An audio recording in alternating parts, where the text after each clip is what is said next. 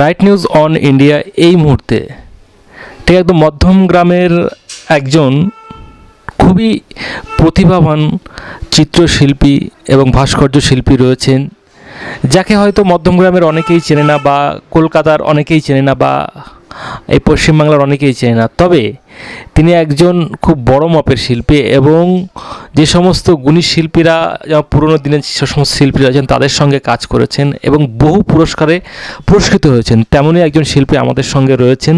তার নাম হলো শ্রদ্ধেয় মনীন্দ্রচন্দ্র পাল মহাশয়। তো তার কাছে শুনে নেব তার জীবনের কিছু কথা, তার শিল্প ভাস্কর্য এবং তার যে সমস্ত শিল্পকলা রয়েছে সেই সম্পর্কে কিছু আমরা তার কাছ থেকে শুনে নেব। স্যার, আপনার নামটা কি? আমার নাম শ্রী মনীন্দ্রচন্দ্র পাল। এই মধ্যম গ্রামে আমার বাস, ঋষি অরবিন্দ রোড। চিত্রশিল্পী, ভাস্কর্য শিল্পী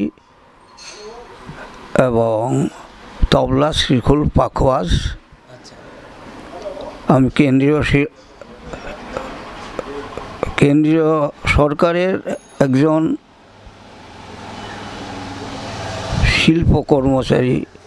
আমি সেখানে এনগ্রেভিং শিল্পের উপরে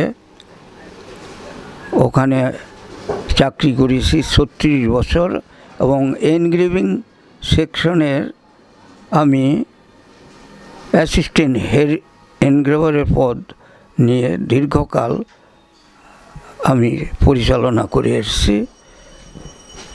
ভারত সরকারের আমি সার্ভে অফ ইন্ডিয়াতে চাকরি করতাম। আচ্ছা, এনগ্রেভিংটা এটা অ্যাকচুয়ালি কি জিনিস? এটা আমাদের মতো সাধারণ এটা তামার প্লেটের উপরে ছবি এবং সরকারি বিভিন্ন কাজ হতো, সেটা শিল্পকলার উপরে। আচ্ছা, এনগ্রেভিং আমার প্লেটের উপরে বিভিন্ন কারুকার্য নকশা, ছবি, পোর্ট্রেট, সিনারি, আরও অসংখ্য। সব তো সরকারি ব্যাপারে সব বলা যায় না। আমি যেমন ছবিকে ভালোবাসি তেমনি আমার বাদ্যযন্ত্রকে সমানভাবে। কোনোটা আমার কাছে কে বড় কে ছোট বলা মুশকিল। যা আমার ডিডি বাংলার থেকে আমার ইন্টারভিউর সময় এই ধরনের প্রশ্নগুলো, আপনি কোনটাকে বেশি মানে মাত্রা দিয়ে থাকেন, আমি এটা বলা আমার পক্ষে কঠিন। কারণ সমস্তটাকে আমি সমান মর্যাদায় করেছি এবং এখনও করে যাচ্ছি। এই আপনি যে ভাস্কর্যগুলো যে তৈরি করেছেন সেগুলো তো কিছু আপনার ওই ঘরে রয়েছে, সেগুলো একটু আমরা দেখে নেব। সঙ্গে যে সমস্ত চিত্রগুলো আপনি সেগুলো আমরা একটা দেখে নেব। তো দেখে নেওয়ার আগে আপনার কিছু পার্সোনাল জিনিস, আপনার বয়স কত হবে?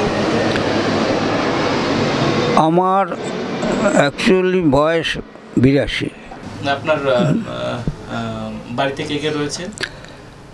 আমার স্ত্রী, আমি, আমার ছেলে, বৌমা, নাতি। আচ্ছা, মোটামুটি সবাইকে নিয়ে এক জায়গায় থাকে না? এই বাড়িতেই সকলেই আমার। আমি তাদের সঙ্গে থেকে এদেরই জন্য আমি এগিয়ে যেতে পেরেছি। আমার স্ত্রী, আমার যিনি মা, আমার শিল্পকলার যারা এগিয়ে নিয়েছে সে আমার দাদু।